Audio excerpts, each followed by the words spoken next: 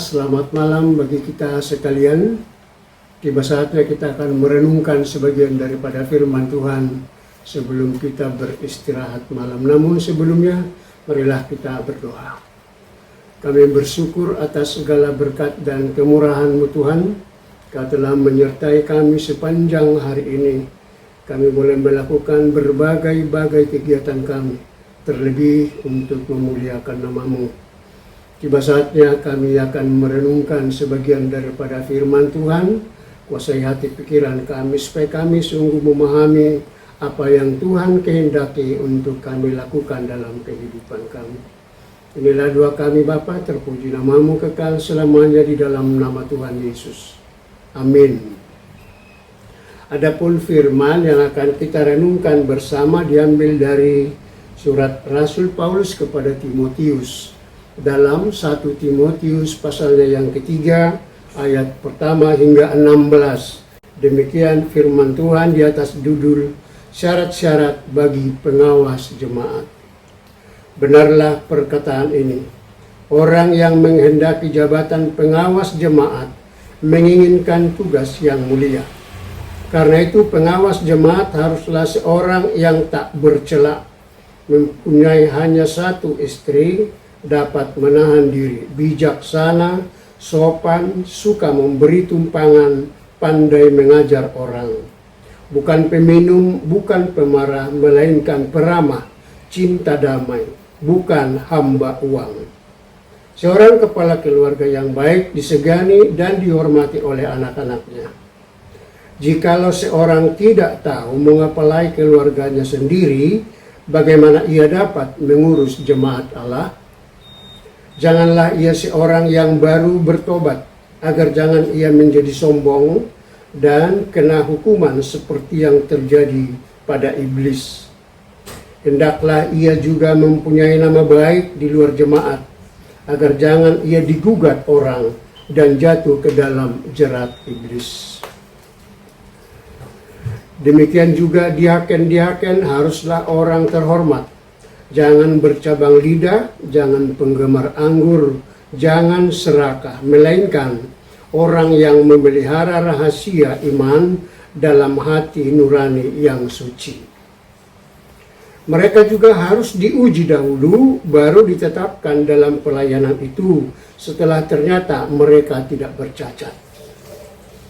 Demikian pula istri-istri hendaklah orang terhormat, jangan pemfitnah, hendaklah dapat menahan diri dan dapat dipercaya dalam segala hal. Diaken haruslah mempunyai hanya satu istri dan mengurus anak-anaknya dan keluarganya dengan baik.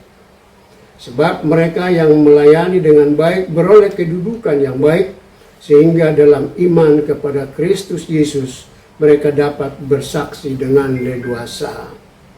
Semuanya itu kutuliskan kepadamu, walaupun kuharap segera dapat mengunjungi engkau.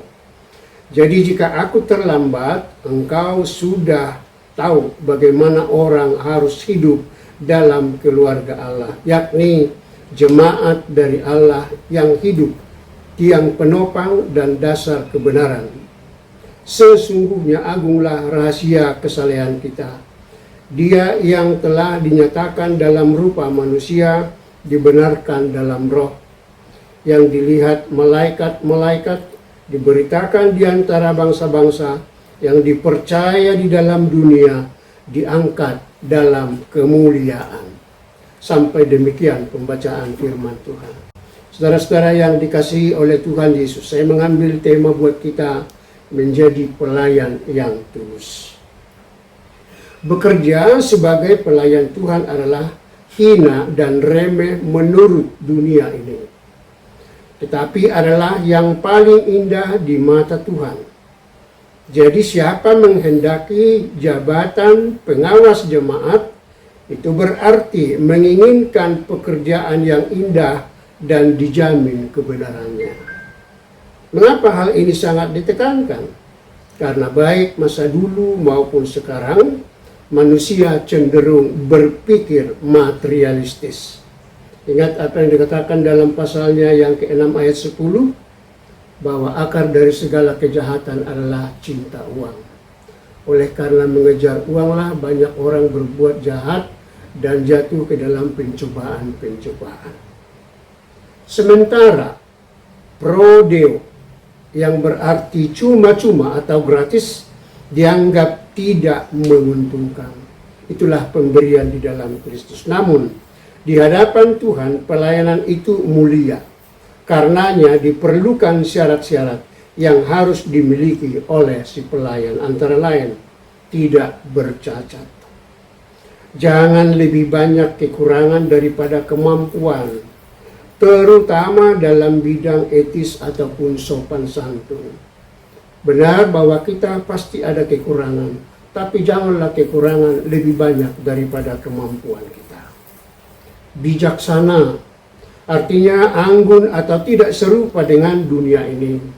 Seperti yang Paulus katakan dalam Roma pasalnya yang ke-12 ayat 2. Janganlah kamu serupa dengan dunia ini, tetapi berubahlah oleh pembaharuan budimu, dan seterusnya.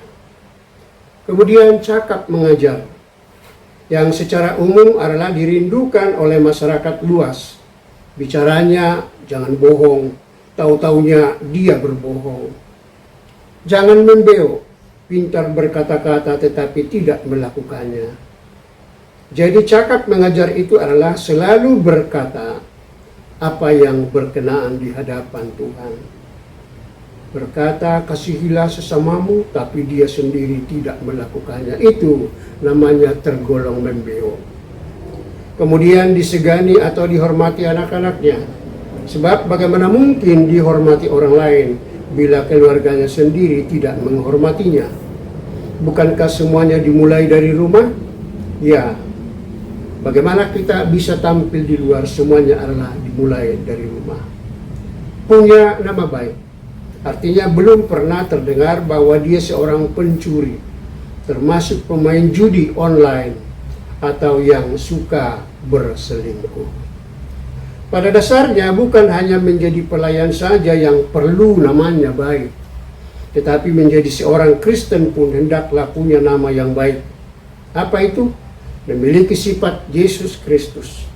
Bukankah arti Kristen adalah pengikut Kristus, atau Kristus kecil, atau juga miniatur Kristus?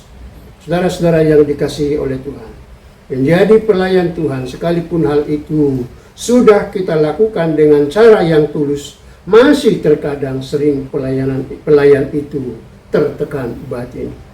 Apalagi jika pelayan itu masih disertai dengan pelayanan yang tidak baik, maka pelayanan akan menjadi batu sandungan bagi yang dilayani. Rasul Paulus dalam hal ini membagi pelayanan itu dengan dua bagian, yaitu pengawas jemaat dan diaken. Syarat bagi pengawas dan diaken tidaklah berbeda, tetapi dalam pembagian tugas ada perbedaannya, yaitu pelayanan di dalam dan di luar gereja. Seorang diaken harus orang terhormat, dihormati anggota keluarga, sanak dan saudaranya, tidak menjadi penghambat bagi orang lain untuk menjadi percaya. Jangan bercabang lidah. Di sini dia mengangkat martabat seseorang, tetapi di tempat lain menjelekkan. Jangan menceritakan rahasia seseorang kepada orang lain.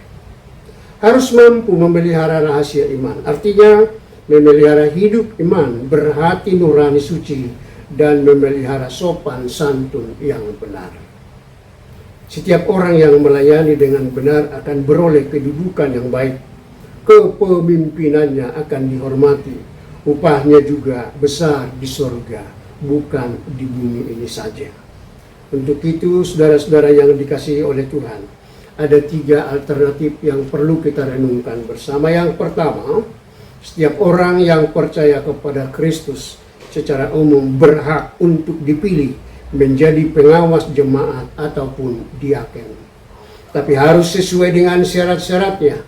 Pelayanan bukan condong pada profesi, melainkan adalah panggilan.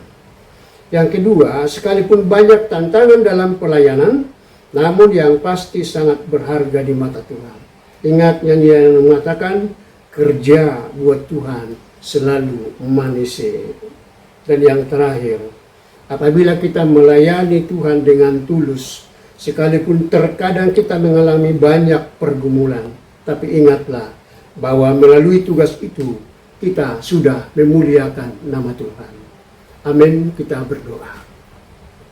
Terima kasih Tuhan untuk kebenaran firman-Mu yang mengingatkan kami betapa indahnya panggilan Tuhan dalam melayani di tengah-tengah jemaat-Mu. Biarlah oleh kebenaran firman-Mu kami terpanggil untuk menjadi pelayan, bukan hanya di gereja Tuhan, tetapi di rumah kami dan juga di tengah-tengah masyarakat.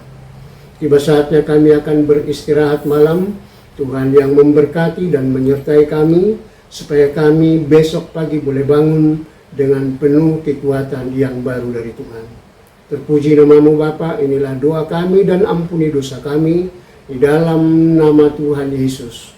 Amin. Horas bagi kita sekalian.